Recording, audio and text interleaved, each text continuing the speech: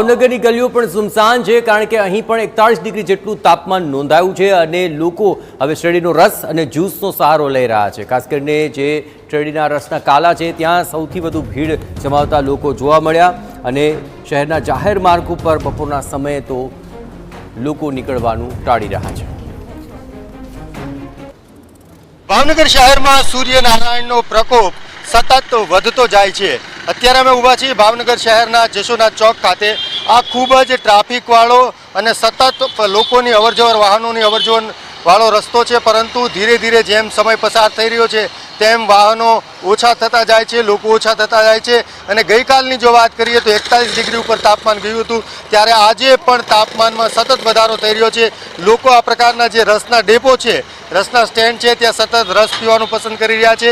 અને ભાવનગરના તબીબોની વાત કરીએ તો લોકોને સતત વિનંતી કરી રહ્યા છે કે કોઈ પણ સંજોગોએ બહાર નીકળવાનું ટાળે, બાળકોને બહાર લઈ જવાનું ટાળે અને જો અનિવાર્ય સંજોગોમાં નીકળવાનું થાય તો પૂરા શરીરને ઢાંકીને નીકળે એવા પ્રકારના વસ્ત્રો પહેરે। ત્યારે અહીંયા રસના ડેપો પર ઊભેલા માણસો સાથે વાત કરશું। શું કહેશો, અત્યારે ગરમી સતત વધી રહી છે ત્યારે ભાવનગર શહેરમાં સતત આમ તો 8 દિવસથી, એમાં છેલ્લા 3 દિવસથી તો એટલી બધી ગરમી વધી ગઈ છે, છેલ્લા 41-42 ડિગ્રી ઉપર વધારે જઈ રહી છે।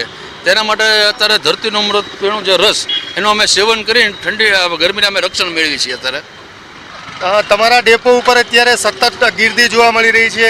લોકો ક્યાં સુધી આ પ્રકારના રસ પીવા માટે કેટલા વાગ્યા સુધી સતત આવતા હોય છે? જેમ તડકો પડે એમ વધારે આવ્યા એમ ગરમીના કારણે, અને લાભદાયક કહેવાય રસ અત્યારે માટે એમ।